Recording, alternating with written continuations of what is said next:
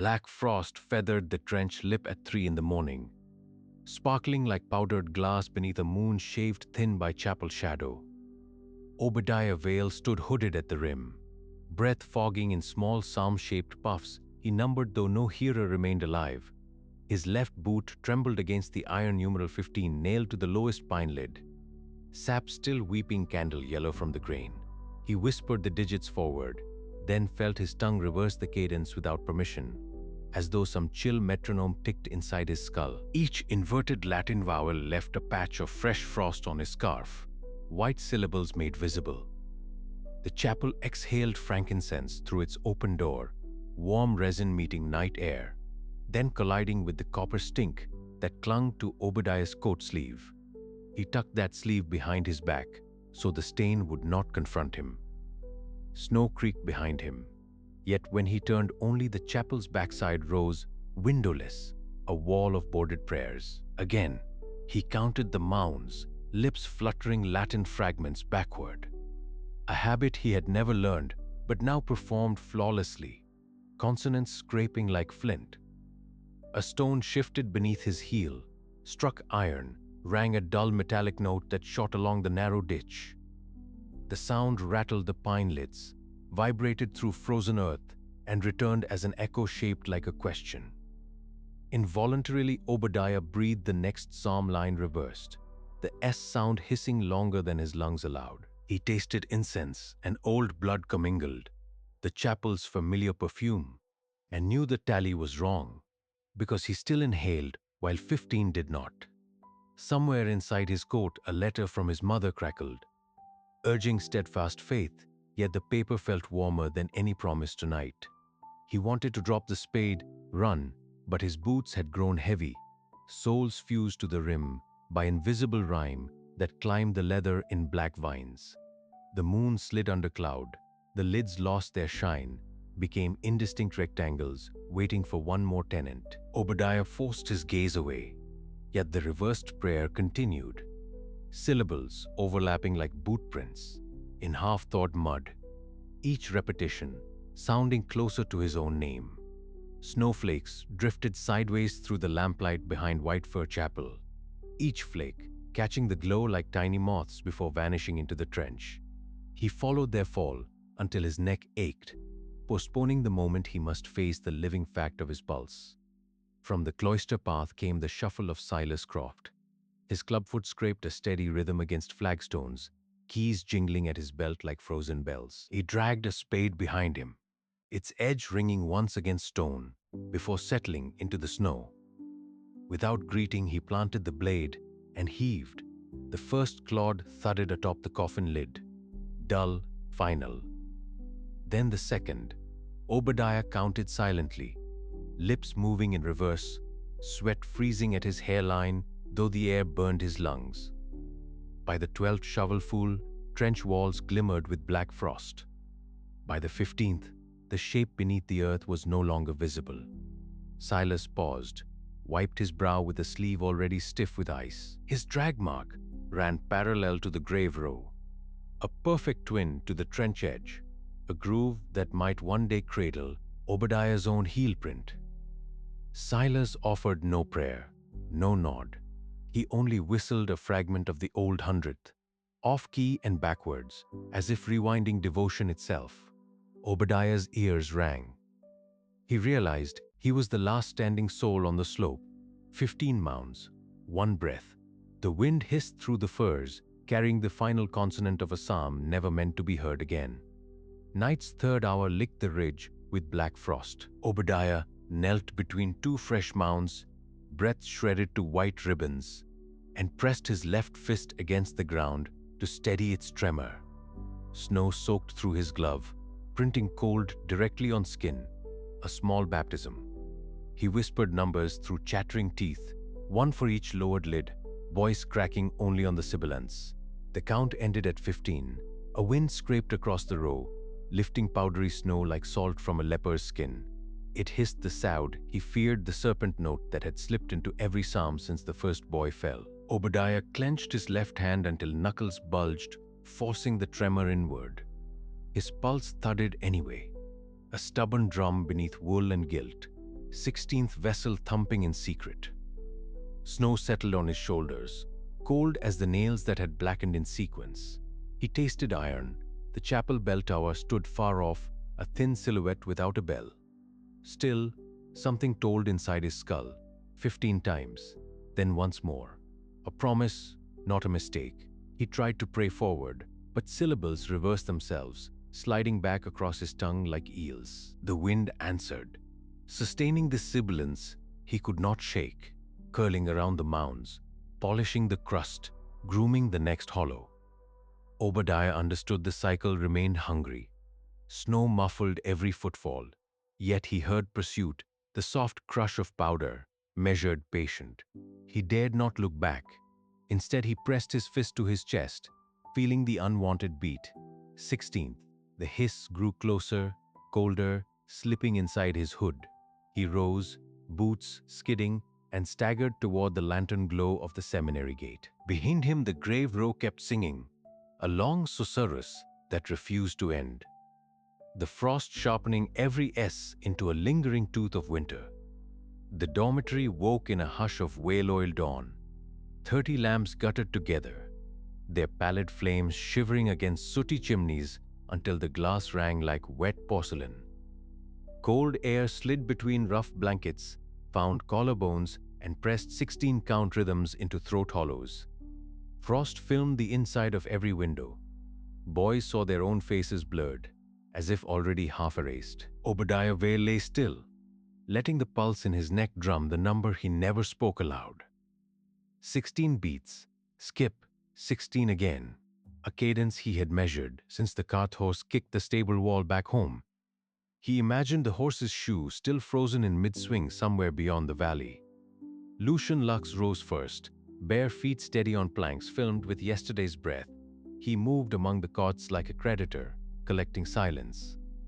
At the prefect's desk, he offered a smile already legendary for the way it promised favor without guaranteeing protection. The prefect hesitated, thumb rubbing the single spare candle. Lucian's whisper was too soft to catch, yet the candle passed from one hand to the other as naturally as contraband. Tallow dripped, cooling into pale coins against his cuff. He stored it inside his greatcoat, next to a fountain pen rumored once to have signed a man's death warrant. No one saw the exchange, yet every boy felt the balance of power tilt a degree toward Lucian's corner. Greek recitations began without cheer. Prefect Mercer struck the tuning fork. The note crawled across the ceiling and died in frost. Voices rose, clouding the air with vapor that crystallized into black dendrites. Katafa beta alphino, they intoned. I go down. Obadiah shaped the word, felt it sink through tongue and sternum, weighed by winter. The letters reversed themselves on the pane, mirror script, then fractured into snowflake calligraphy. A shard landed on his lashes. He blinked, tasted iron, and wondered whose alphabet had bled. Breakfast hall smelled of burnt oats and tallow. Boys filed in, boots squealing on dry rushes. Steam hazed the lanterns, turning the long tables into tunnels of half-light. Doraldus Lehigh waited with watch chain glinting like a metronome. 2 fingers to each wrist, he counted, muttered, noted. Mountain melancholy, he scoffed, was folklore invented by mothers who refused altitude. Yet his pencil lingered on Ephraim Holt's pulse the previous afternoon, tapping twice as if suspicious of its evenness. Obadiah slid his left hand under the bench, hiding the tremor that quivered like a trapped moth. With the right, he balanced a sheet of homesick ink.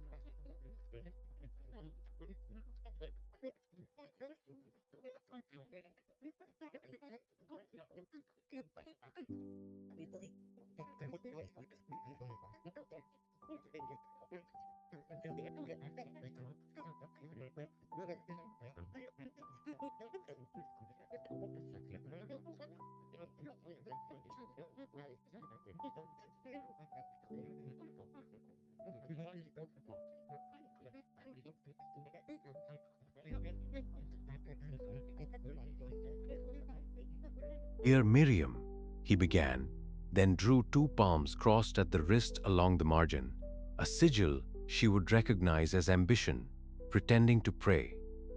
The quill scratched, paused, sucked a bead of red from somewhere beneath the paper. Headmaster Whitson arrived as punctuation. His boots struck the boards in slow, deliberate thuds that echoed the missing bell tone of 3 o'clock yet to come. He carried the autumn sermon schedule inked in Latin, circles closed upon circles, an unending chain of O's nailed beneath the great clock. Boys read the words without understanding and felt accused. Obadiah's stammer fluttered, released a white cloud that showered into crystals on his collar. Each crystal reflected his face 16 times, shrinking. Roll call at 7 sounded colder than the hour allowed. Mercer barked surnames. Rafters threw them back like insults. Holt, Ephraim. Silence answered, vast as the valley road now buried under 9-foot drifts. Boots stood beneath the vacant cot, leather soles kissing, tongues lolling, blanket lay smooth. Corners tucked with hospital precision, no human warmth left to round the wool. Lehi's pencil hovered, then snapped. The crack ricocheted down the dormitory, stalling every heart mid-beat. Mercer paired boys for search parties. They scattered, grateful to escape the vacancy that seemed to widen, inhaling heat from the room. Outside, snow erased cause, prints filled before knees lifted. Furs sagged under white weight, needles sealed in amber ice. The world had become a specimen slide, and the school a germ caught beneath the microscope's frost lens. Obadiah trudged the perimeter, mouth full of metallic snow, counting his pulse into the drifts. 16, 16, 16, a rhythm no footstep matched. Night folded early, sky slamming shut like a hymnal. Blizzard pressed windows until panes bowed inward. Breathing. Lamps were rationed. Shadows therefore grew confident, stretching across floors to shake hands with other shadows. Obadiah lay on his cot, mattress thin as regret, and matched his heartbeat to the missing bell he expected yet dreaded. Around him boys feigned sleep, eyelids twitching in Morse they would never admit to knowing. At 3 the bell tried to speak, clapper striking once twice, then surrendering to cold. The sound died inside the iron throat, yet every sleeper heard the unfinished sentence toll inside the skull. Obadiah rose. Bunk 14 gaped, blanket molded to absent torso, warmth fleeing into rafters. Frost crawled across the sheet, crystallizing the silhouette of a boy-shaped door. Silas Croft limped past night watchman keys clinking like loose molars. He hissed gone, syllables stretching along the corridor until it became a wind. Headmaster Whitson watched from the stair, nightcap jeweled with icicles, cane tapping a question no one dared complete. Lucian appeared, hair unruffled, despite curfew breezes. His borrowed candle had burned to a knuckle length, wax pooling in the cavity of his palm without seeming to scald. He studied the hollow bed, as if calculating interest on emptiness. Behind him, Frost climbed higher, sketching crossed palms across the wall, vaulting secrets in glacial ink. Obadiah lifted his own blanket, spread it over the vacant mattress, hoping heat might bargain bone back into shape. Frost bit through wool, swallowing warmth and turning it into chandelier cracks that chimed when breathed upon. Copper smell drifted again. Chapel incense mixed with old pennies, slipping along floorboards thin as salters. Every pretending sleeper tasted it and understood another reverse psalm had spoken itself aloud. Silas's drag mark drew twin furrows toward the stair, promising symmetry the trench still lacked. One by one lamps folded into themselves until only a single trembling flame remained. In that final halo, the frost door opened nowhere, exhaling baptismal breath. Obadiah stepped back. Boards groaned louder than conscience, louder than the bell refusing to count 16. Frost followed, sliding whisper through nail holes, searching for the next warm shape to chill. The refectory annex smelled of tallow, old barley, and the metallic tang of frost that never quite left the stone. One whale flame, starved for wick, trembled between Lucian's steady fingers and Obadiah's twitching lip. Salvation tangled on the boy's tongue. The sibilant clung to his teeth like a burr. Lucian tapped the parchment, a metronome of impatience, while his eyes flicked again and again to the iron keyhole behind the lectern. He slid a warm brass blank, fresh from the chapel's donation chest, into the cuff of Obadiah's coat. "The gate yawns before break," he murmured, breath fogging in the chill. Obadiah's pulse answered in a frantic Morse he would never confess to prayer. Footsteps dissolved somewhere beyond the pantry door. Frost ferns, delicate as spun glass, blackened the outer windowpane, sketching psalms no one had yet written. The lamp died with a whale oil sigh, salt freezing mid-air like punctuation. Together, without speaking, they counted the corridor boards. 16, always one absent, a gap that breathed.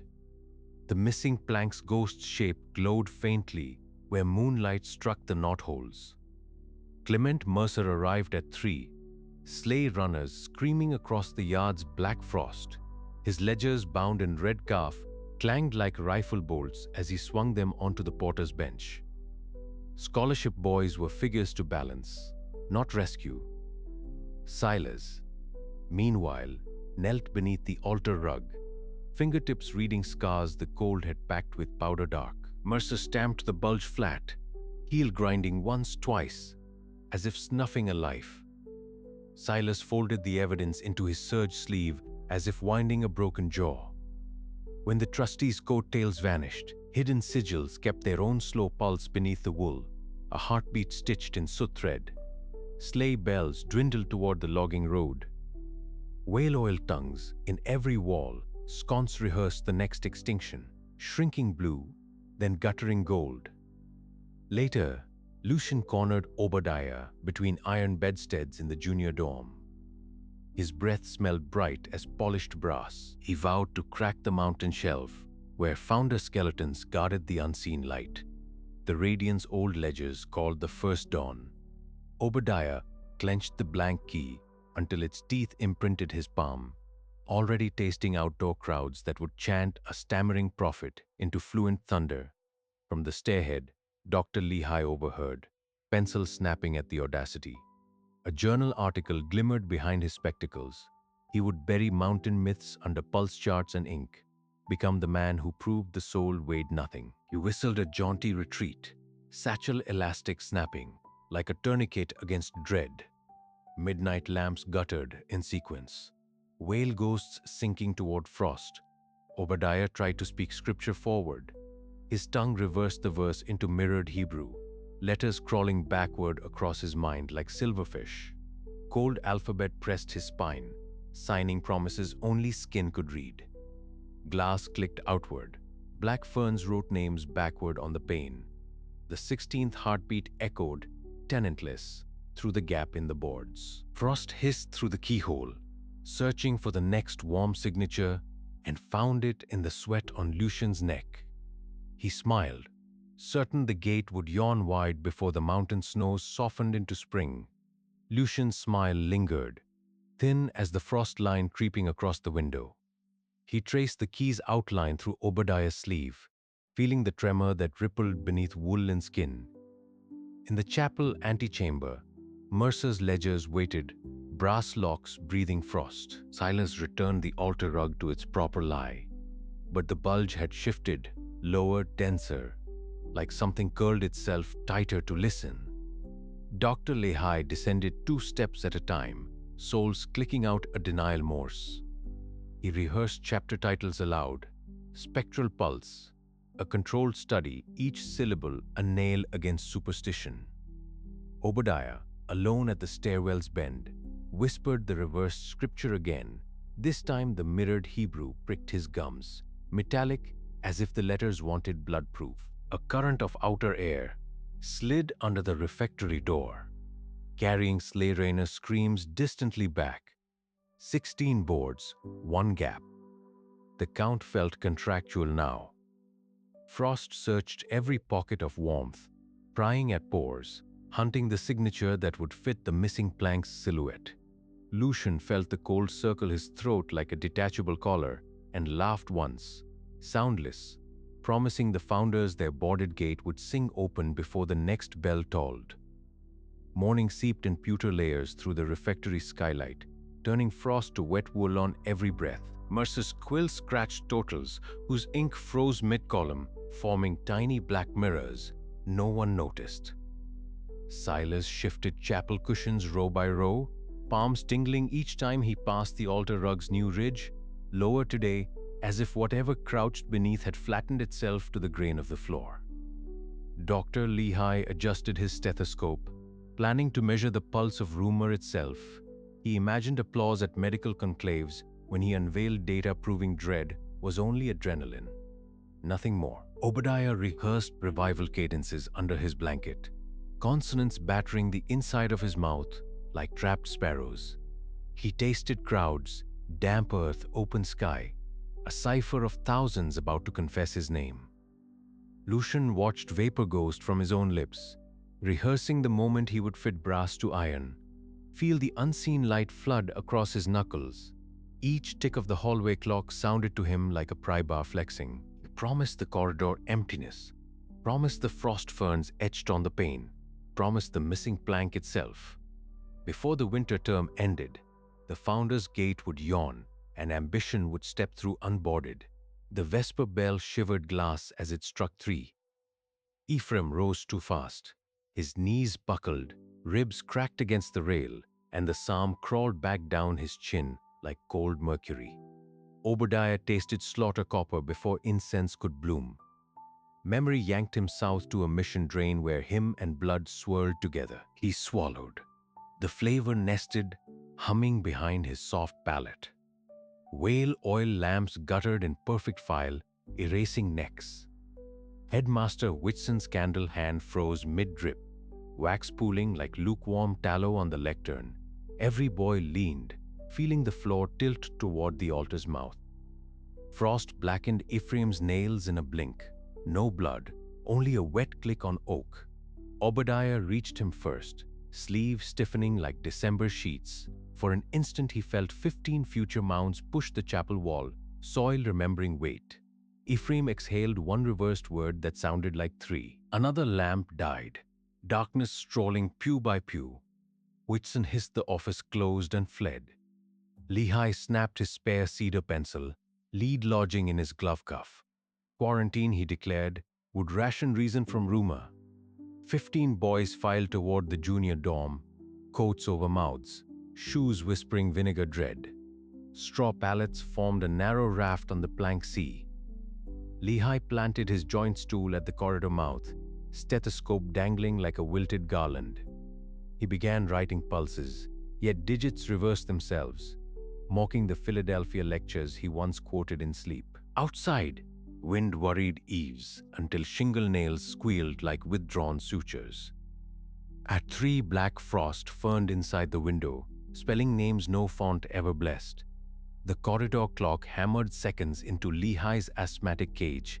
He inhaled, but never reached bottom. On the straw, Obadiah mumbled psalms backward without trying, consonants dropping like nails. Other boys joined, eyelids fluttering, dream throats rehearsing older liturgy. Lehigh pressed camphor to his mustache, yet metal taste persisted, coin bright and growing. In the lamp's last flare, he saw catacomb walls narrowing, something clawed pursuing a white-coated figure, wearing his own face. The vision broke when Obadiah's final sibilant died against plaster. Lehigh's pen hovered, nib trembling like a trapped moth afraid of ink beyond the page. Dawn arrived thin and colorless, a sheet soaked then wrung. Lehigh buckled his satchel, fed the case notes to one match, and watched ink curl into black amen. From the sill, Obadiah watched the fire, thumbnail pulsing where night had splintered beneath the moon. He shaped a forward psalm, but his tongue stuttered on the first dental, mirror Hebrew dragging it home. Snow erased hoofprints as quickly as pride erased questions. Smoke drifted back, coating the sill with ash that tasted of incense and iron gall. Behind him, The floorboards ticked, counting seconds no clock owned. Obadiah counted too, 15 mounds approved, yet his chest rose stubbornly 16. Frost hissed along the pane, sealing witness inside ice. The final sound a sibilant sigh that would not melt until judgment's thaw. An endless essays. He exhaled, breath fogging the glass into a small temporary moon. In the orchard beyond the chapel wall, crows arranged themselves on the drip-slick limbs, black beads counting rosaries of frost. When the doctor's silhouette vanished over the ridge, the birds lifted together, wings clattering like dry pages torn from a forbidden book. Obadiah felt the vibration in his sternum, a second heartbeat borrowed from the flock. He turned from the window. The dormitory corridor smelled of lamp smoke and wet wool. The boards under his socks sighed, releasing night cold that had settled between the nails. Somewhere behind the refectory door, the kitchen range ticked as iron contracted, a sound too intimate for daylight. He pressed his thumb against the splintered crescent beneath the nail, testing whether pain still traveled in the accustomed direction. A bead of darker red answered, rolling sideways instead of down, as if gravity itself had reconsidered. 15 beds remained unmade, blankets coiled like shed skin. He counted them aloud, forward this time, but the numbers arrived backwards in his ears, echoing off the plaster like boot steps in an empty baptistry. At the far end of the hall, the physician's abandoned stool stood guard over nothing, its 3 legs filming with crystals that feathered outward in silent concentric oaths. Obadiah touched the top rung. The frost adhered to his fingerprint, sealing a hurl of identity beneath a thin pane of ice. From the chapel loft, the untreated bell rope swung once, though no hand moved it, and the resulting note was lower than any living monk could have sung. A subterranean amen rising through centuries of limestone dust. Outside, the smoke from the burning case notes drifted back toward the eaves, forming a question mark that dissolved before anyone could answer. Obadiah woke before the bell, lungs rasping frost. He counted 21 heartbeats, 1 per hour since Ephraim's last sigh. Whale oil flames jittered along the aisle like black ants on patrol. 2 boys knelt, heads rattling the rail, muttering psalms flipped inside out. Their newborn nail crescents glinted, thin as moon shavings. Obadiah scratched the hour into a frost-rimed pillar. The digits vanished beneath his breath. He tasted copper. The chapel itself had begun to keep the count. Boot steps cracked the nave. Mercer arrived coatless, knuckles bleeding where iron bolts had skinned them. Whitson followed, beard iced to ash, muttering that scandal travels faster than grace. Benches creaked as boys twisted toward the still bodies. Hymnals slid into frozen silence. Cold climbed wool like rising damp, finding every seam. Obadiah felt minutes fold. Future graves stacked like split wood behind his ribs. He whispered the interval, certain the pattern now breathes for itself. A hush wider than prayer swallowed the nave, pressing ribs inward. Even lamps listened, their shared gutter a metallic throat clearing. Whitson ordered the corpses carried to the cellar, voice brittle with administrative dread. Mercer barred the doors before sunrise. Snow already leaned shoulder-high against oak. Boys counted living classmates by candle. Subtraction proved easier than faith. Obadiah alone recorded names. Ink clotted in the chill. He sensed the seminary breathing through cracked stone satisfied. Outside, wind combed the eaves, sounding a long sibilant yeses. Mercer demanded the altar opened at once, boots striking the chancel like slow drumbeats. Whitson barred the rail with both arms, beard bristling with frost blown through cracked panels. Reputation, he hissed, outweighs coroner curiosity. Behind them, Silas lifted the carpet to swap spent candles. Scored lines met beneath the weave. A star of old scars burned into pine. Mercer's knuckles whitened on brass. Speaking of sealed coffers, of ledgers that must balance in blood or coin, Whitson answered with psalm declension, Latin snagging inverted on incense-thick air.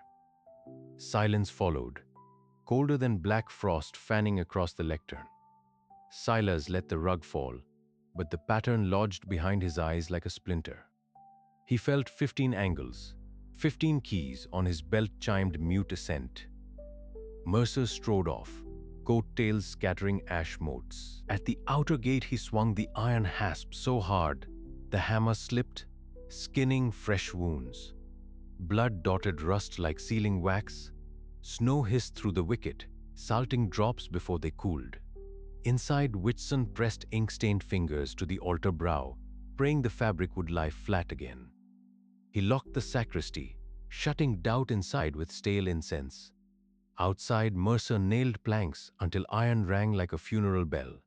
Snow swallowed the sound, yet a sibilant sigh lingered, threading the keyhole. Promising winter would stay, night slid backward into Obadiah's dreams. He drifted above the chapel yard, moonlight rinsing 15 frost-feathered mounds. A fresh rectangle opened between them, raw soil glinting like a new mouth. His own name crawled across the headboard in splintered capitals, then rearranged into upside-down Latin. He tried to pray forward. The prayer flipped inside his mouth, folding into feathers of ice. Cold sap bled through his shoes, rooting him beside the open grave. A whistle spiraled overhead. Silas Croft's psalm played backward, tugging him downward until his shadow detached and slid into the pit. Obadiah jolted awake at moonset. Silence snapped like ice on a pond. Black frost ferned the window pane, edges reaching the sash. He tasted iron as if he'd chewed a penny in the night. His left thumb pulsed. A glossy black crescent nestled beneath the nail, polished as obsidian. He pressed it against the candle stub. Pain stayed remote. A tenant already moved in. Above his bunk the rafters still dripped murmurs, faint, reversed. He counted heartbeats like beads, waiting for dawn that felt years away. The 15th grave was full. The 16th waited, shallow and patient, already carving space beneath his ribs. He wrapped his coat, crept into the corridor, and listened. The common clock struck 4, gears grinding the wrong direction. He whispered one clear line of psalm forward. Defiant steam from his lips curled back into his chest, sealing the vow cold. Outside, the valley wind crossed the eaves, hissing a sustained, sibilant yes. Snow hissed as iron kissed frozen oak. Mercer's mallet rang twice, the last bolt biting so deep the wood wept sap that froze into amber teardrops. He stepped back, flexed numb fingers, and saw his own breath curl like a ghost that had misplaced its body. The gate, oak planks banded with iron taller than any boy, would not speak again.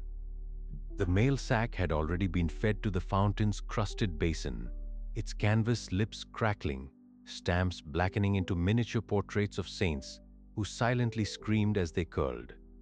Inside the south dormer, frost feathered the glass so thick the moonlight arrived bruised. Obadiah steadied his quill above the same sheet he had ruined 3 times. The black crescent beneath his thumbnail pulsed, a private heartbeat, insisting that every letter face the wrong horizon. Told Miriam the roads would clear by epiphany, yet each sentence reversed itself, the ink swimming upstream until the page confessed what his tongue would not. I'm still inside the circle. He sanded the sheet, folded it to the size of a wafer, and slid it between the stiff pages of a hymnal opened at O come, Emmanuel. A single hair, dark, coarse, torn from Lucian's coat during yesterday's lecture, marked the place. When the book traveled to the choir loft at dawn, he would reclaim it, read the backward confession aloud to the frost, and learn why 15 classmates now slept beneath black frost that never thawed. Downstairs, boys shuffled through cloisters thick with vinegar steam. Myrrh followed, oily and bruised blue, turning candle flame the color of a healing wound. A prefect snapped hymnals shut like traps, so the contraband notes inside could not flutter out like moths with gospel verses inked on their wings.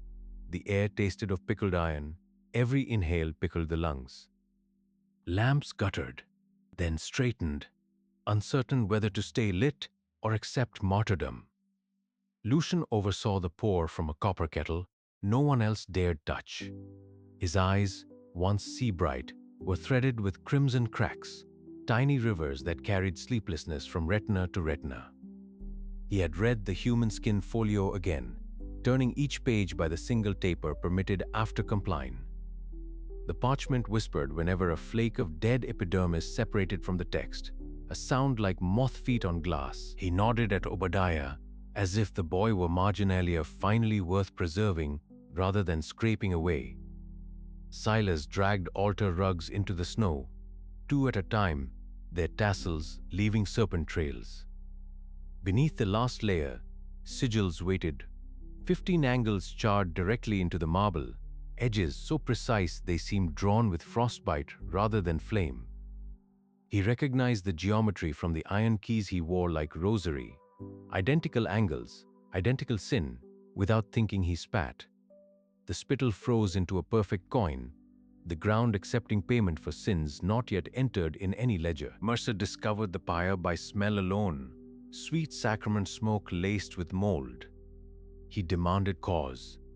Silas claimed moths and mildew, yet the scent carried undertones of transubstantiation, wheat, wine, and something warmer, once. Mercer let it burn, aware some stains are easier to bury in ash than explain to auditors. He logged the loss as frost damage, the nib scratching like a second bell calling monks who no longer existed. Night settled, thin as rice paper. Obadiah tracked Lucian to the refectory, where one candle still breathed. He meant to confront, yet words arrived backward, syllables scraping like bark peeled from a living tree. Lucian admired the struggle, offered the folio as remedy, its human parchment soft as kidskin gloves. Obadiah saw 16 names pricked along the margin, one space blank, awaiting the next volunteer. He refused. Lucian closed the book, disappointment frosting his lashes into minute icicles that chimed when he blinked. 3 o'clock struck without iron, the valley tolling through stone and lung. Frost crawled the panes, spelling the psalm inverted, Lemal Acela. At the 4th hour Mercer sealed the dormitory, yet Obadiah slipped through the kitchen chute. Knees raw, palms powdered with soot that tasted of communion wafers burned in haste. He carried no light, letting the crescent beneath his nail guide him, a private lantern of imminent night. In the courtyard, ashes drifted like black snow, soft yet scorching, wherever they landed. He found Lucian kneeling, coat open, folio balanced on upturned palms like an offering the ground kept refusing. Breath left the master in perfect smoke rings, each ring a stanza reversed, a hymn no choir would claim. Obadiah stepped forward, recited the opening verse. Forward, voice cracking yet true syllables, rising like steam from thawing flesh. Frost answered, threading Lucian's lips shut before the second line could form. The thread invisible, yet tight enough to dimple skin. Nails blackened next, ink rushing from cuticle to wrist, as though the body hurried to finish dictation before the editor cut it off. Eyes pleaded, but frost sealed even the glance, turning it inward like a mirror forced to face another mirror. Mercer arrived too late to save, too early to forgive. He wrapped the scene in silence, promising a ledger entry that would balance flesh against frost, sin against sanitation. Obadiah stared at the 16th space, now filled in his mind if not yet on skin. Snow kept falling, erasing prints almost as quickly as they formed, yet the courtyard kept a faint depression where knees had pressed, a negative crucifix no storm could quite erase. Somewhere inside, a hymn book creaked. Letters crawled deeper between pages, seeking safer hiding. He tasted iron, realizing the seminary itself was turning scripture inside out, one vessel at a time. Behind him, Silas approached, keys chiming like distant sleigh bells, each clink a note from a carol no one had taught him. Together, they lifted Lucian, bearing him toward the provisional crypt, where Frost rehearsed epitaphs in sibilant whispers, consonants sharper than any chisel. The bell rope swayed, though no hand touched it, humming a single fricative note that stitched winter to bone and promised to linger long after any thaw. Obadiah slipped from the vestry, coat buttoned to the throat. the stolen folio flat against his ribs like a second, colder heart. Snow hissed across the quad, each flake a tiny fricative scratching stone. He tasted iron on the wind, the same tang that had coated his tongue since the crypt door sighed shut behind him. Inside the chapel, Mercer aligned chairs as if chairs alone could balance a ledger of graves. He sniffed the wax-sweet air, counting breaths the way clerks count coins, and whispered, 16 closes the book. The words fogged, hung, then froze against the railing like miniature icicles. Whitsun lingered by the cracked altar, fingers splayed on the fissure Silas's fire had birthed. Light seeped through the split, a hair-thin glow that pulsed with the same rhythm Obadiah felt in his thumb. The headmaster's voice cracked only once. Grandfather swung for this. Then silence swallowed the words, a winter tide pulling shattered pride underground. Obadiah reached the dormitory stair unseen. Boys slept, mouths open to the dark like nestlings begging heat. He slid the folio beneath his mattress, felt stitches flex and settle, skin remembering the shape of a body.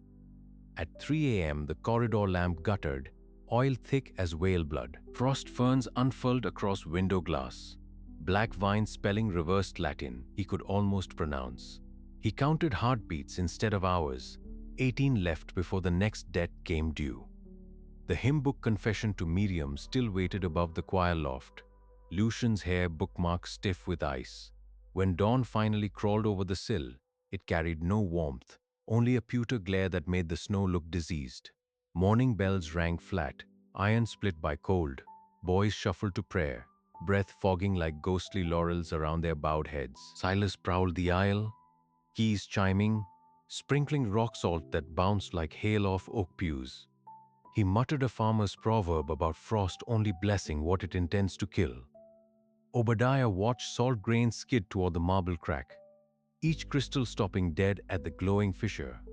The stone drank winter, thirstier than sin, and the crack widened a fingernail breadth before his eyes. During lessons, Whitsun unfolded the 7081 trial notes, ink freckled like measles across parchment. He read names aloud.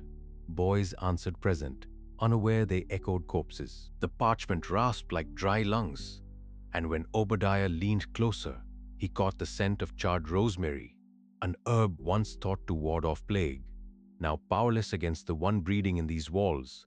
At the foot of the page, the condemned founder's signature lay in a crust of brown flakes. Whitsun's knees buckled. The desk edge caught his fall, splintering a ribbon of skin from his knuckles. Mercer, entering with the account ledger, paused only long enough to note the blood drop, then began muttering figures. 500 to replace splintered oak, 200 to re-ink damaged records, nothing for grief because grief had no column. His pen scratched, yet the nib shook so violently that zeros became trembling halos. Dusk found them in the undercroft. Obadiah pried the marble slab the way sailors pry barnacles from drowned hulls, slow chisel taps to keep the thing beneath from screaming. The slab sighed free. A packet slid out. Folio wrapped in calfskin the color of boiled liver, edges overcast with coarse black thread that twitched like antennae. Hair stitches, he realized. The folio had been buttoned into someone's scalp. Mercer retched behind him, a thin cordial of bile spattering frost, already glazing the flags. Whitsun clutched the trial notes to his chest, as if they might warm him, but the parchment only drew heat, leaving his lips the color of wet ash. They unfolded the cover. Inside lay a single sheet, headed Covenant of Continuance. Dated 1781, same looping hand that signed the death warrant. Words crawled sideways across the vellum, sentences that began in English and finished in a shorthand of teeth. 21 hours, 6 souls, each generation inked in a rust that flaked at the slightest breath. Obadiah's gaze snagged on a marginal note. The 16th vessel shall seal the ring. A birthmark pressed through his glove, the same black crescent that darkened beneath his thumbnail whenever the bell tolled. He understood, stomach folding like cheap tin. The seminary itself, had been raised as a sanctified trap, its foundations poured into the hollow left after the gallows were torn down.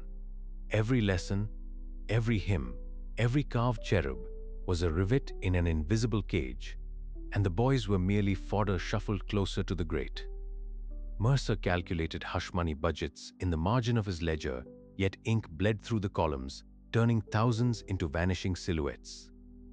His hands tremored so fiercely the nib scored the desk, carving a second ledger none would ever read, which son traced the founder's signature with a trembling finger, whispering, "Blood repeats," and for the first time the chapel's echo refused to answer, as though even stone feared that name.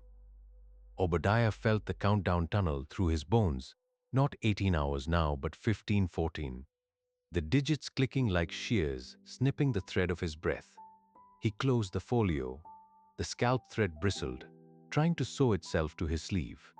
Sunset glinted off his thumbnail, and where orange light kissed the nail, a black crescent began, widening the way moon shadow swallows a winter sun. Snow funneled between the warped bronze doors in a sideways river, each flake a cold needle that found the seam of Obadiah's collar and melted against his pulse. He hauled the folio up the aisle by its hair-stitched spine, the tawny hide leaving a pink wheel across frost already lacquered on the oak planks. Every pew wore a rime collar, the nave looked drowned and flash-frozen. The tower bell tolled 3 times, iron shivering so deeply that hairline cracks marched across the nearest pillar. He counted the beats with the throb in his black thumbnail. 3 down, 18 to go before the 21-hour debt came due. Mercer came second, iron pan of whale oil cradled like an infant against his chest. The flame inside lay flat, sucked toward the altar though no wind traveled there. Ink ghosts fogged his spectacles.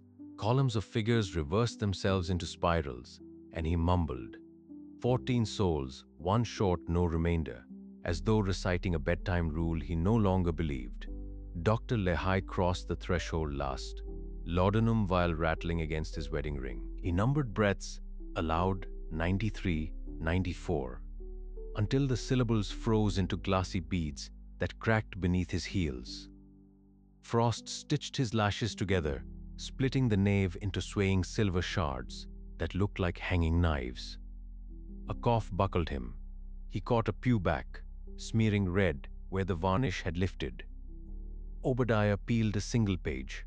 Parchment thinned by age or flaying showed a child's vein road mapping the surface. He tipped the laudanum. Amber soaked the corner and wicked upward, darkening the vein to an indigo that matched his own thumbnail. Whale oil stench married scorched hair, a covenant older than the foundation stone. Mercer knelt, offered the pan, and the page curled downward like a dying moth, edges browning, vein brightening to ember green. The floor answered. Sigils scored between tiles spasmed, grout popping like wet knuckles.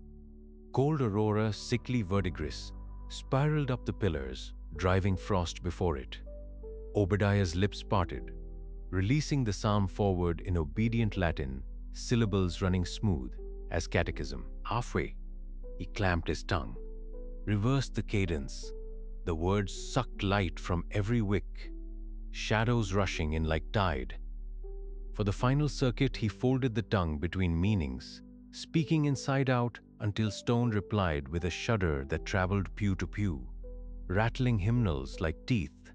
Lehigh wheezed that science ended here, then swallowed more tincture to blur the border. The second sheet burned slower, exhaling 15 chalk dust sighs that tasted of schoolyard bells and hospital ether. Mercer felt ledger voices land on his collar, talons demanding settlement. He tried to write the cost, but his quill spat a sigil that matched the floor.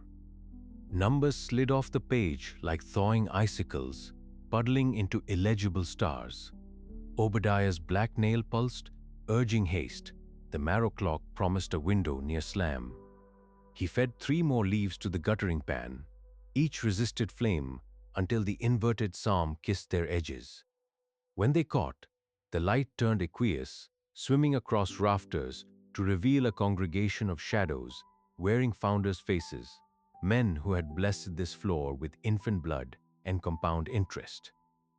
Their mouths moved in silent subtraction. Alhai staggered, counted 100, 101, then lost the next integer.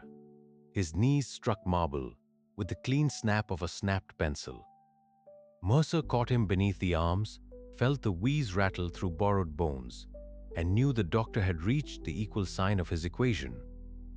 Frost layered Lehi's eyebrows into whitewash. The flask slipped, chimed once, rolled to stillness beside a silver pencil he clutched like a rosary.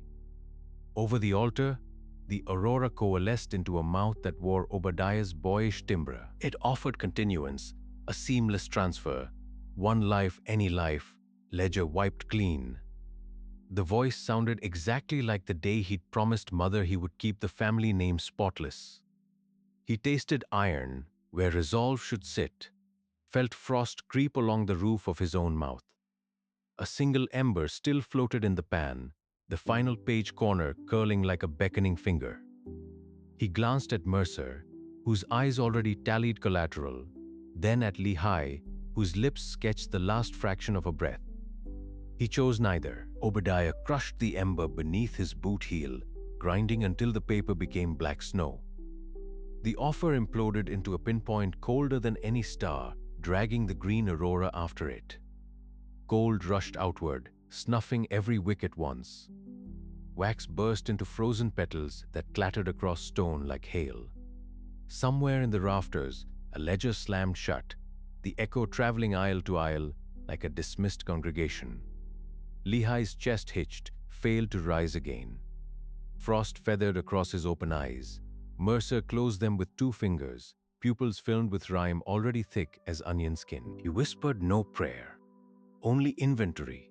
13 boys, 1 master short, 0 margin. His own pulse refused to settle. Every beat played a fragment of the reversed psalm, syllables out of order, but tuned to his blood. Overhead, a scream braided from rafters, wind sculpted into syllables of backward Latin. It circled once, twice, searching for the vessel now denied. Snow poured through the shattered rose window, erasing sigils under powdery shrouds. Obadiah grabbed Mercer's sleeve, dragged him toward doors half buried in drifts. Behind them, the chapel exhaled a long sibilant consonant, promising return on the next black frost. Mercer's ears rang with hymn fragments he would never again escape. Even the wind through keyholes would carry that cadence, demanding a balance he could never pay. They stumbled into the blizzard. The scream followed, circling the steeple until its voice frayed into the storm. All candles inside snuffed. Total dark-owned nave, balcony crypt. Obadiah's last sight was Mercer's profile printed on snow glare.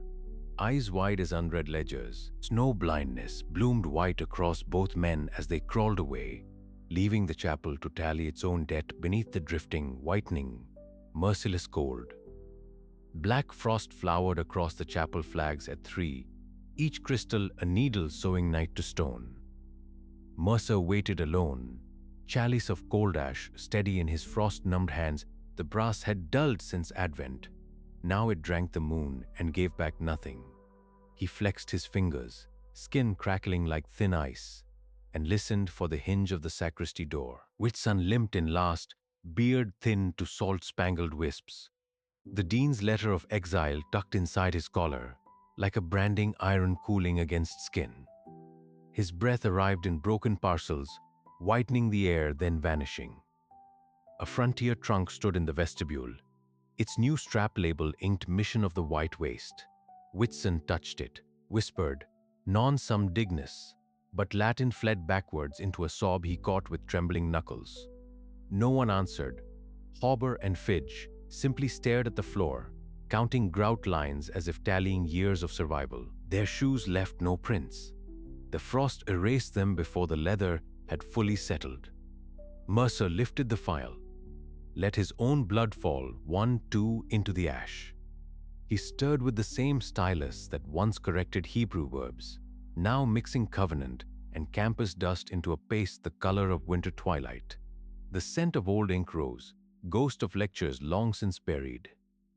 Each man nicked a thumb, pressed the wound to parchment folded inside the silver chalice, sealing fingerprints that would never fade. Their faces did not flinch. The cold had numbed pride along with flesh. Outside, shovels met frozen soil, scraping 15 rectangles, where faculty corpses had rested since Christmas.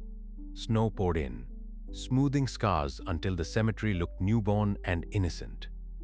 The chapel bell gave one strangled cough, then surrendered its tongue to the storm. Obadiah watched from the loft hatch, pupils flicking green in the whale oil sheen.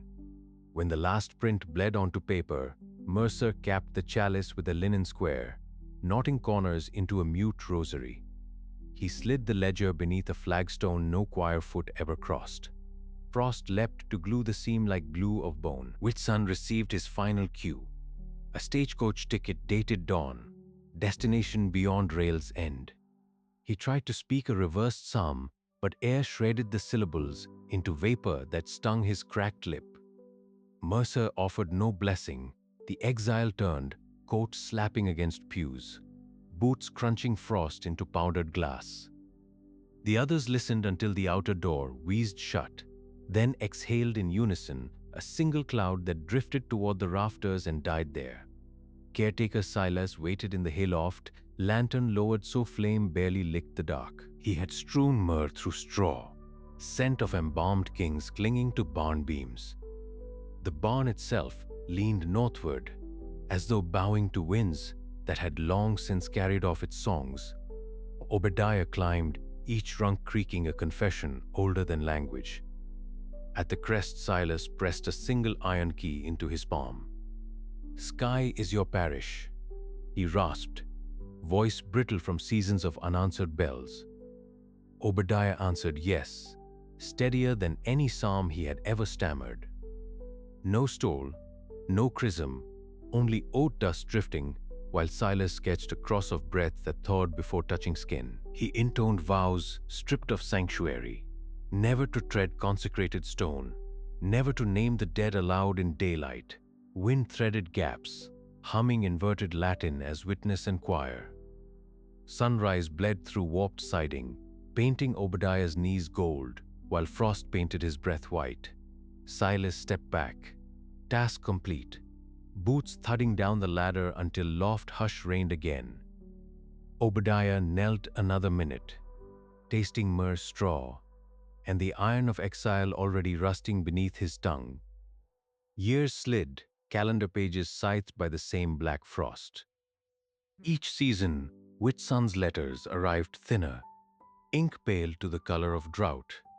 He preached to prairie wagons, voice cracking like dry kindling, beard now no more than memory clinging to a forgotten jawline. Latin left him by degrees. First the verbs, then the nouns, until only a broken alleluia remained, spoken to horizons that never answered. Silas kept 15 rusted keys on a ring carved from cedar. They clinked when he walked the abandoned cloisters, a metallic rosary no one had taught him to recite. Students sometimes saw him at dusk, fingering the metal as though tuning invisible bells.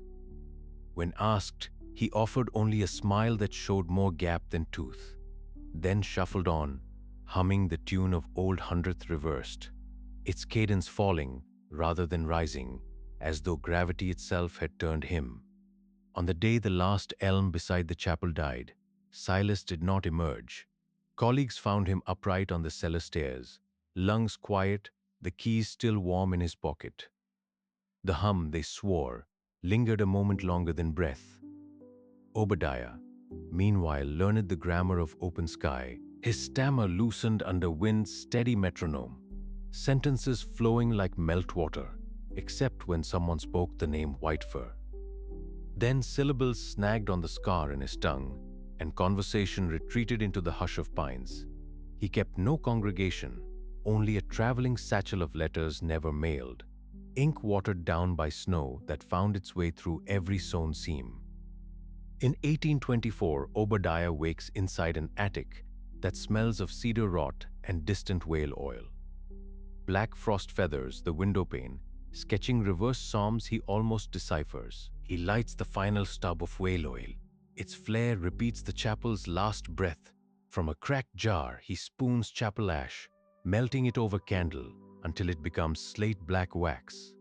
Grey vapors coil, carrying hymn fragments that ring like Mercer's sleepless heartbeat. He drips wax onto a folded confession, sealing pages that count 15 graves and one unspoken bargain. Miriam's miniature watches from a bent nail, painted collar high as the ground that covers her bones. 15 souls, one tongue, he murmurs, pressing the seal until scar tissue blanches. The tin trunk yawns mouth, already rhymed with valley rust, ready to swallow truth for a century. Letters shuffle beneath his thumb, names of fevers, bells tolling inside boys' ribs, nails blooming black. He sets the trunk beneath the eave, where cedar shakes weep black frost, whispering a vow to testify should the cycle wake. The lamp gutters, last drop of whale oil shining like a dark star folding itself into night. Obadiah exhales a final psalm, consonants hissing into the long, cold sound of winter's enduring witness. Rowan nosed the cart forward. Rubber wheels ticked like a clock running backward.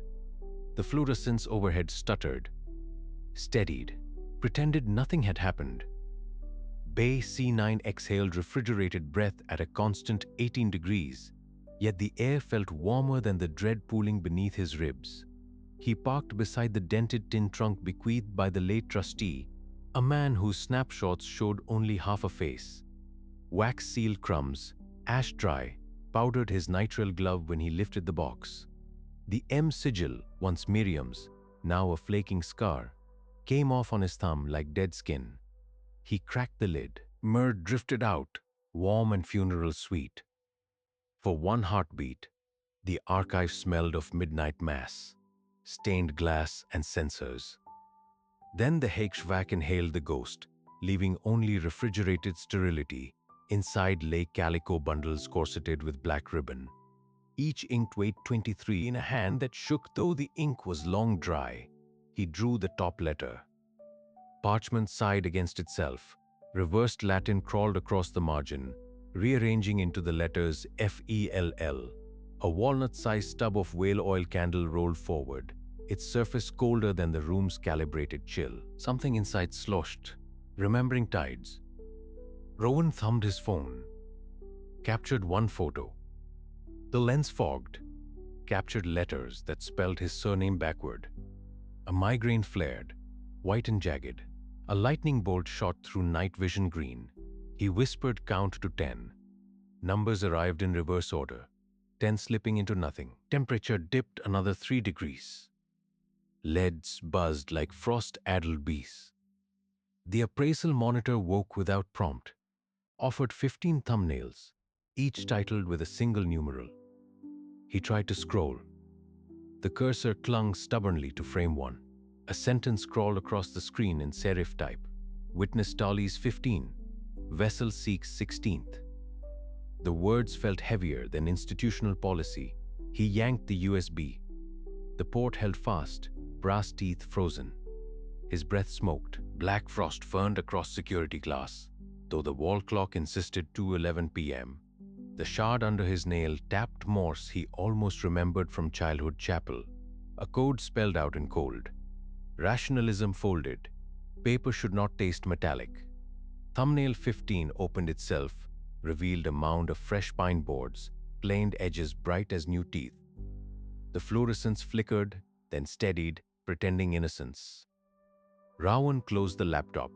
A hymn kept reversing inside him, syllables cold as river stones. He pocketed the lamp stub and ribbon because evidence required chain of custody, then wheeled toward the elevator. Corridor length multiplied. Waxed linoleum squealed under his soles, each step echoing longer than physics allowed. Phone to ear, he dialed media relations because protocol demanded clearance before scandal could congeal. Voicemail clicked. The greeting looped backward. Hold became dull. Please became SL. The handset chilled, plastic frosting to his cheek. He tried to disconnect. The screen locked on 303. Digits carved like tombstone dates. Behind him, vending machines hummed, descending thirds. A whale oil psalm drowned in electricity. An empty can rattled, then stilled, as if something had licked the last drop. The institutional voice returned softer. "Your inquiry is valuable. Remain for alignment." Rowan heard Maling inside alignment, the sentence symmetrical either way. He pictured 15 boys mouthing the same reversed psalm, breath clouding a chapel erased from county maps. The chord stiffened beneath rhyme. The earpiece shed a flake of black frost that stung his knuckle numb. He backed away, shoes skidding. The receiver struck the wall with a brittle hiss. Consonants of winter hanging like smoke. Overhead lights dimmed to pre-dawn gray, though no switch moved. Somewhere servers woke, drives preparing to archive a statement no human would draft. Rowan fled toward the stairwell. Behind him, the voicemail kept vigil, whispering its reversed litany to vending coils, to frost, to empty corridor.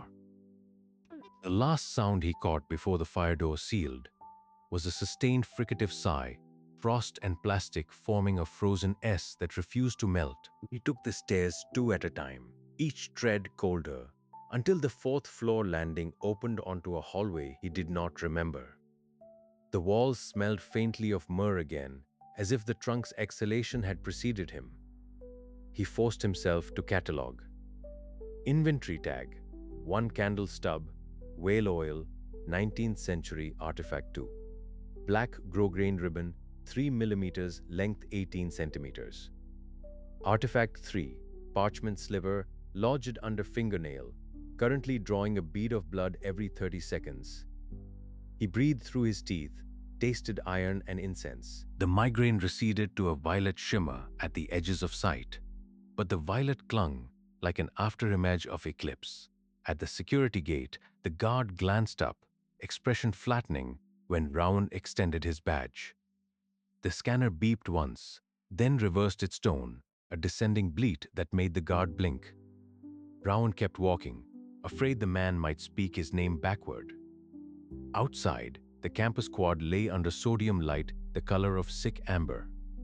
Students hurried between lamps, their shadows stretching uphill, defying the true position of the fixtures. Rowan's own shadow pooled at his feet, short, dense, as though pressed down by weight of atmosphere. He reached the press office annex just before closing. Through glass, he saw the communications director already sealing her terminal. Coat half on, Rowan knocked. She opened, polite but impatient. He managed to explain in sentences that felt reversed even as he spoke, that inquiries might soon arise concerning certain 19th century documents, donor anonymity, possible mistranslation of Latin, possible ink corrosion, possible nothing at all. She nodded with the weary competence of someone paid to unmake messes. She mentioned a denomination prayer team that convened quarterly for smaller fires. She asked whether he needed water. He declined, noticing her fingernails were perfectly unbroken. Nothing lodged beneath. Back in the dim hallway, he unwrapped a square of sterile gauze, bandaged the finger that kept bleeding. The Simek had smeared, but the circle remained, reversed, a mouth refusing speech. He pressed elevator call. The doors parted on a car already occupied by a janitor pushing a large plastic bin labeled archives awaiting disposition. The janitor nodded, eyes blank with night shift fatigue. Rowan stepped in. The bin smelled of myrrh, faint but undeniable. Between folded newspapers, he saw the tin trunk's lid, sigil now entirely gone, leaving a paler silhouette of dust. The elevator began its descent. Before he pressed any button, a smooth, continuous drop that felt like climbing in reverse. The elevator sighed open on sublevel 5, a floor the campus map forgot. Rowan stepped out first, trunk rolling behind her like a wheeled confession.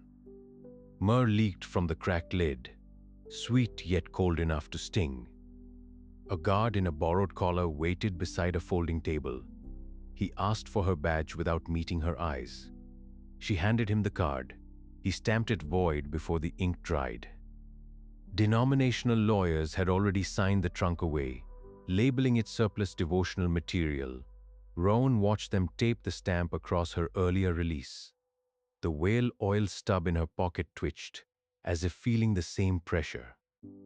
They led her to a narrow room once used for microfilm. Two projectors still aimed at empty walls, lenses fogged like dead aquariums. A woman in charcoal tweed offered water. The cup rim carried the tang of old silver. Rowan sipped, tasted iron, set the cup down. The woman slid a carbon sheet across the table. She said, "Sign again, you keep the pension." Rowan's pen hovered. The reversed Simek under her nail beat in time with the fluorescent hum. She signed, dotting the I with a blot that looked like a fallen satellite. The woman peeled the layers apart. Bottom copy stayed blank, as though the deal never existed. Behind her, the janitor wheeled the trunk toward a service lift.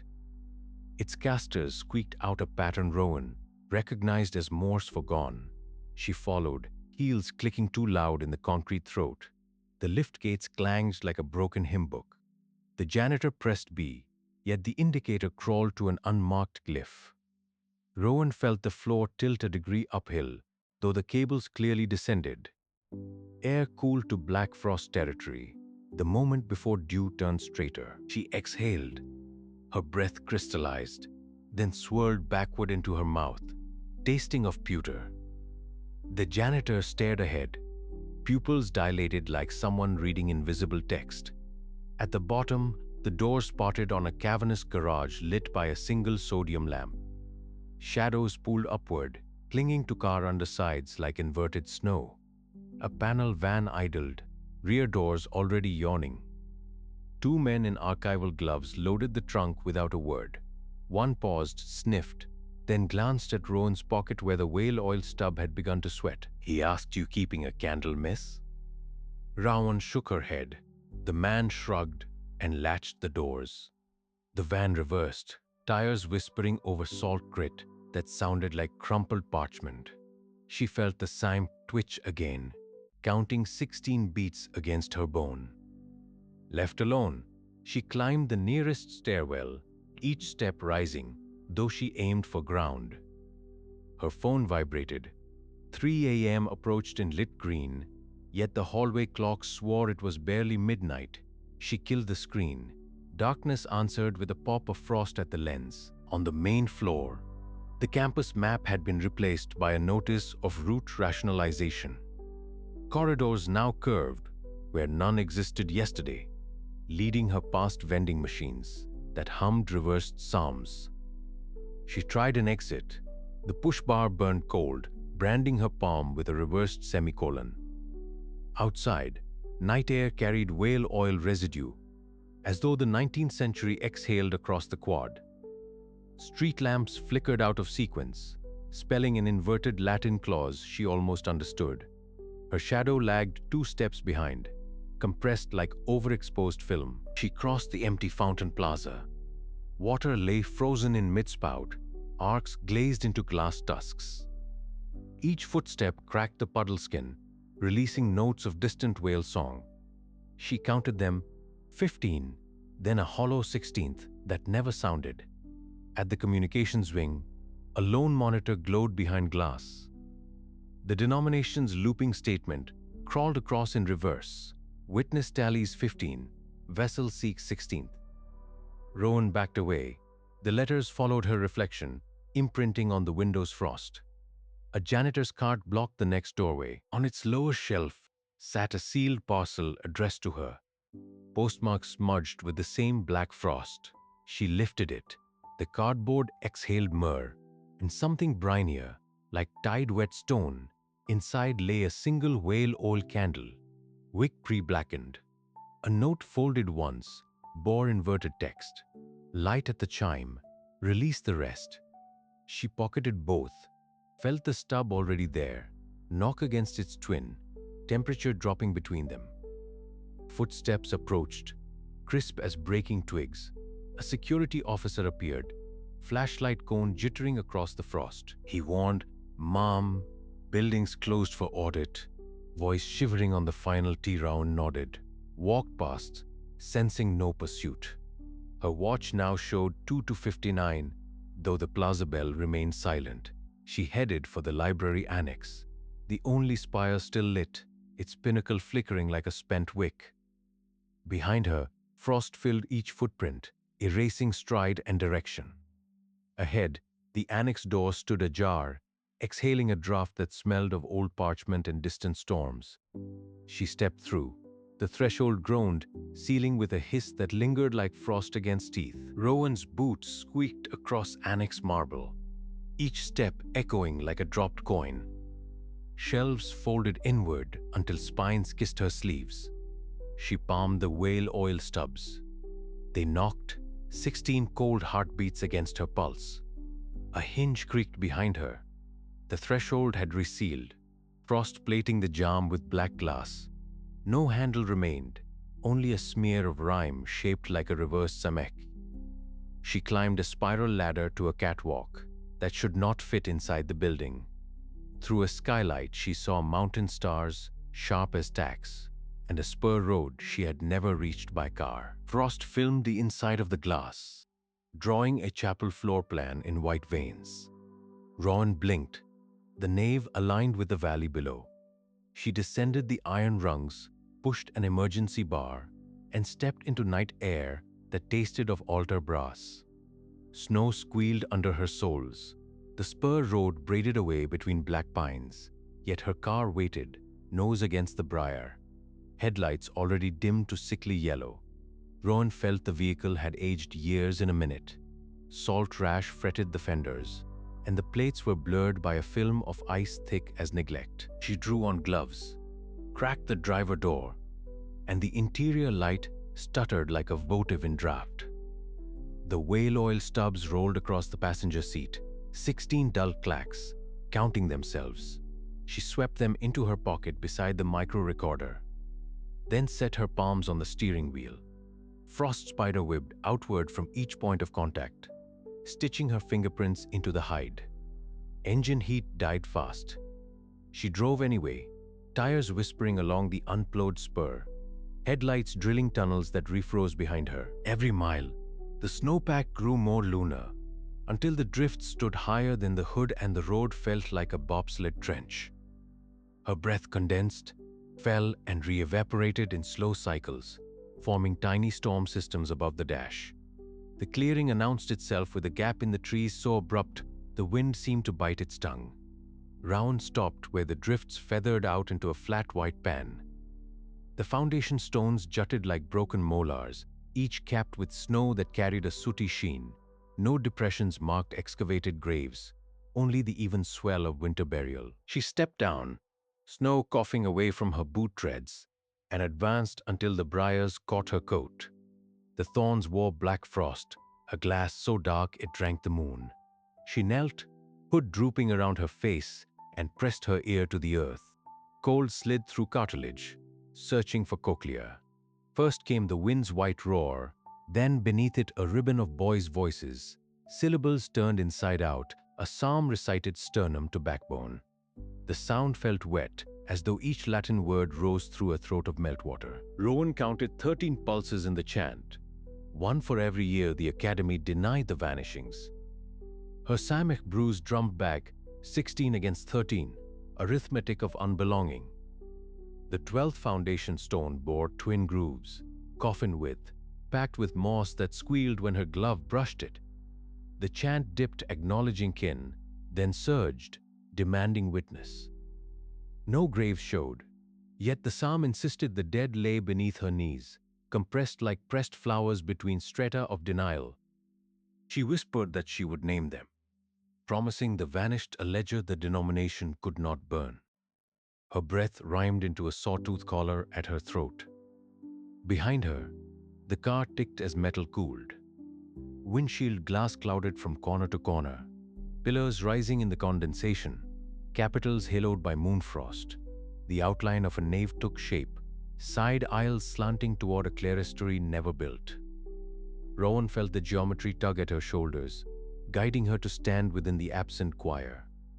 Snowflakes hesitated midair, suspended like congregants awaiting benediction. She retreated toward the driver door, scholarly calm cracking into splinters. Each footprint filled with black water the instant her soul lifted, surfaces glazing to patent mirrors. In every pool, The reflection of 15 hooded shapes stood patient, robes dripping the same water that now filmed the flagstones. Their faces were erased by deep hoods, yet she felt the weight of expectant smiles. The denomination's gaze, patient, certain, pinned her between confession and flight. Rowan swallowed iron air and spoke the vow aloud again, louder, letting the Latin reverse itself inside her mouth. The final consonant hissed like frost filing tooth against tooth, sustaining cold long after sound died. She reached the car, but the handle burned her palm with such chill, the skin stuck. 16 whale oil stubs knocked in her pocket, counting the seconds until she either fled or joined the reflected congregation. Snow began to fall upward from the footprints, droplets reversing into cloud. The nave of mist solidified, walls of sooty ice thickening until moonlight could no longer enter. Rowan felt her heartbeat slow to the cadence of the backward psalm. She understood then that exposure would require more than notebooks and recordings. It would need her own ribs for printing plates, her breath for ink. The 15 shapes leaned inward, waiting for the 16th to complete their number, to fill the empty stall in their ghostly choir. Headlights dimmed to ember. The micro-recorder in her pocket clicked on by itself.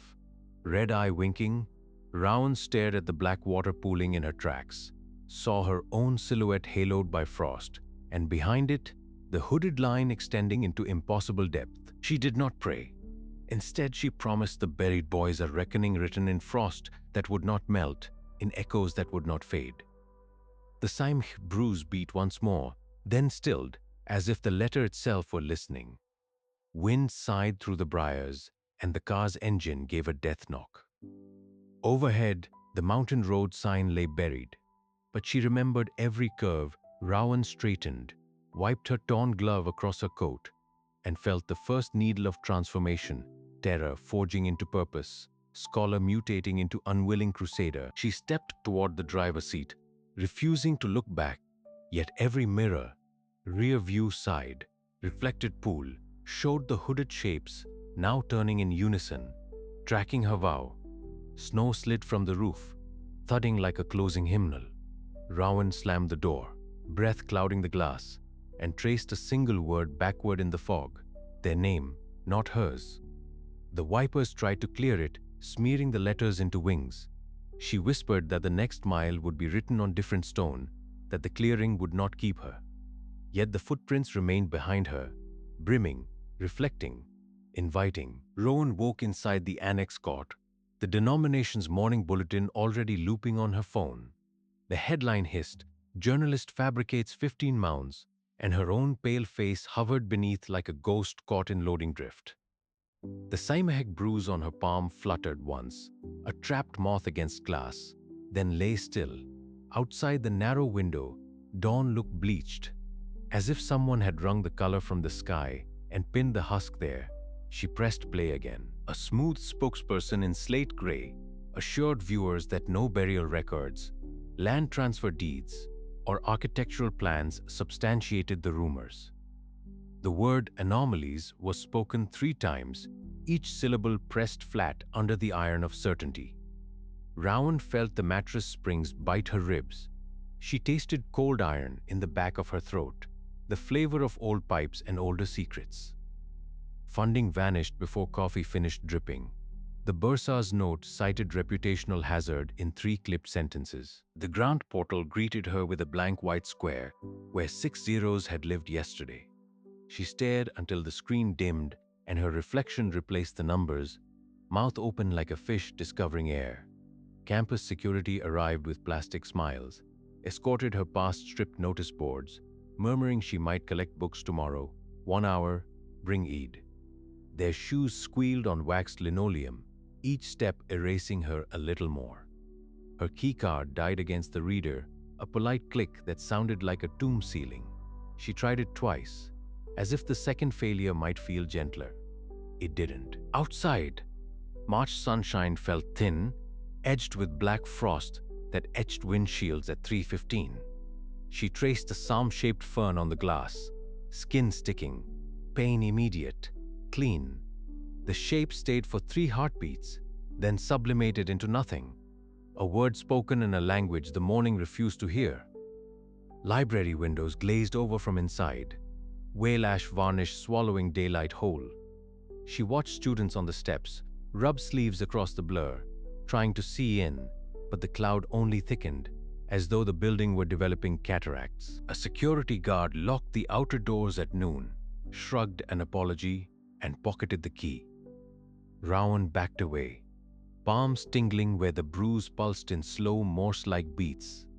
She drove to the TV studio anyway, tires whispering on sleet. The campus radio had already branded her, the conspiracy theorist formerly funded by scandal-plagued Emerson Grant. Each consonant was a stone dropped into a well, and she felt the splash inside her ribs. Snowflakes melted on the windshield, leaving perfect O-shaped prints, like little mouths that opened, spoke, and died in the same instant. A junior clipped the mic, warned the satellite slot lived on borrowed seconds. In the makeup chair, she watched the artist dab color onto her cheeks, a restoration job on a fresco no parishioner visited anymore. The powder smelled of baby talc and formaldehyde. Halogen glare pretended sunrise. For a heartbeat, she almost believed in scholarship again. Her reflection in the monitor wore someone else's courage. Eyes too bright, shoulders squared by wires hidden under the blazer. The anchor's question curled around archival gaps, bait sweet and sharp. Rowan answered, tongue heavy, syllables flipping backward like Obadiah's letters. She heard herself say 15 as for 15, the consonants stacking like fallen fence posts. The samic bruise throbbed in sympathy, a second heart grafted to her lifeline. She tasted dust from the custodian's unused staircase, smelled varnish heated by 100 silent sermons. Whale oil footage flickered behind her, 16 lamps guttering in perfect synchrony. She described 15 graves leveled, compasses spinning, covenant inked in frost. Each detail arrived late, as though traveling across a valley that kept elongating. The anchor's smile thinned, eyes flicking to the countdown clock. Rowan pressed on, naming soil samples, magnetic anomalies, parish ledgers that ended mid-sentence. In her earpiece, a producer muttered about wrap-up, but the word sounded wrapped already, swaddled in gauze. At 2:59, the studio air thinned, breath frosting despite hot lamps.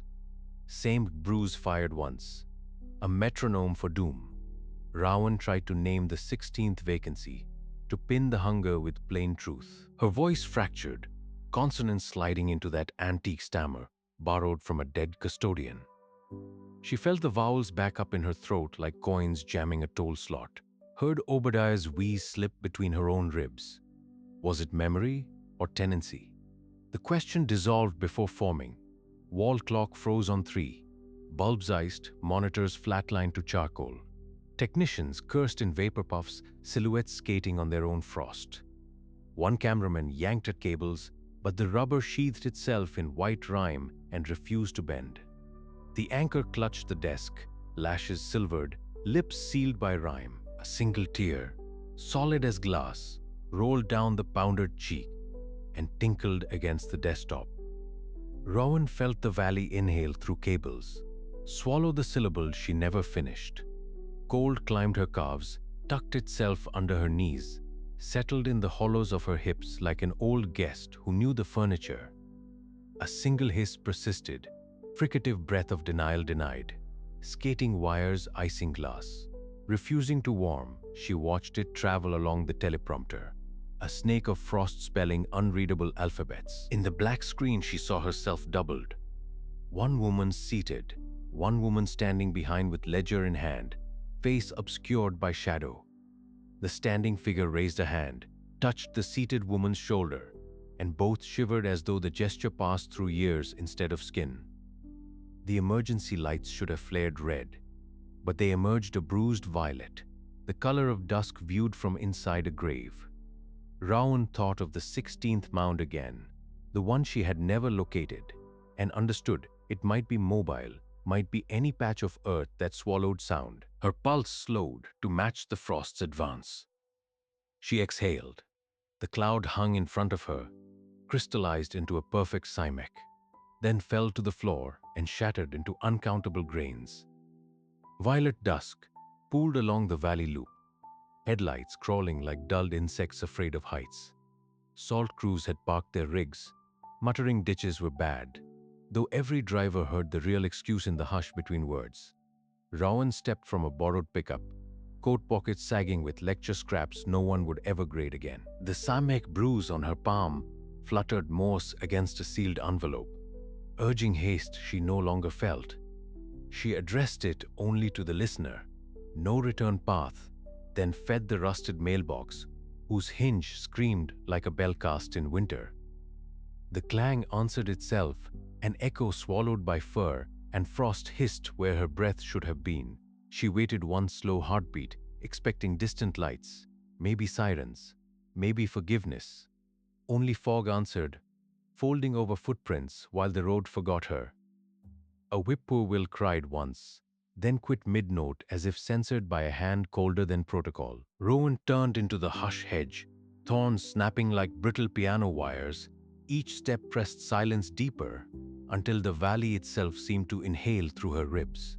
She carried no lamp. The stub of whale oil stood upright on a stump behind her, wick cooling, a lighthouse resigned to private darkness. Dawn would find that glass crusted in black frost, flame dead yet not extinguished, center pierced by a fingertip of ice asking silent questions. Rowan never re-emerged. Searchers found only torn fabric, a single archive key, and the mailbox yawning empty, hinge still trembling like a lost bell that refuses its final rest. Years later, truckers still reroute, unwilling to test the valley even at noon. They speak of a wind that drags phrases backward through the cab, a hymn reversed until vowels gnaw the dashboard. Locals blame potholes, yet salt never lingers on that bend. The gravel drinks it like something owed. Children learn early to roll up windows when the pines begin their lean. A choreography older than the speed limit sign shot full of anonymous holes, miles away, above a shuttered craft store. Neon tubing hissed where Obadiah's memory walked unseen. He saw no meadow, only oil spots and salt blossoms blooming where winter traffic bled and forgot. One tar square stayed barren amid the lot. Seeds died there overnight, weeds learning to curl away as if frost clung to grit. At 3 a.m. security monitors glitched, white static blooming into dark ferns across empty panes. The night guard sipped vending cocoa, whispered, "Smells like myrrh and pennies." Though no one sat beside him, Obadiah, coat rhymed with imaginary sleet, knelt on the vacant square and felt the old sigil hum beneath asphalt poured in 1994. A lone undergrad hurried from the late bus, hoodie drawn against wind that tasted of stale wafers left too long in Nave air. Her sneaker soles crossed the barren square. Black ice hissed at edges but never touched tread, as if the ground itself kept a covenant. Inside the camera room, the guard rewound footage, chasing shadows that always arrived at the same timestamp. He did not notice Latin letters scrolling backwards beneath the timecode, grammar inverted like psalms, sung into a mirror.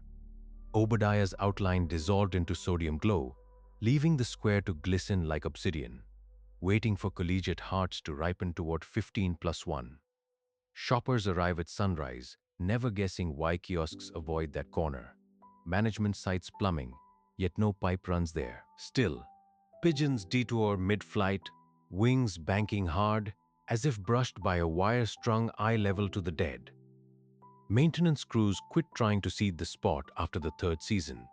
Even sod rolls brown within hours, roots recoiling from something colder than nutrient deficiency. The corporate memo called it low sun drainage issue. But the foreman who laid the pavers still crosses himself when inventory carts rattle past. In a 2020 apartment, frost ferns spread across a third-floor window. A tenant woke to church bells tolling 3 times, tongue tasting iron. The tenant reached for phone, then paused. Screen showed only black cymac pulsing, frost crawling outward from the glass. Breath clouded. The hiss of wind through the sash stretched like a held breath. promising new seminary, new silence. Somewhere down the hall, a smoke detector chirped twice and went dumb, its battery drained by the same invisible draw that fogged the glass. Land remembers what institutions erase. Salt will not take, seed will not root, broadcast will not air. Only frost keeps the minutes, filing each stuttered psalm beneath the next layer of cold. The hinge still trembles. The lamp still waits. The square still glistens.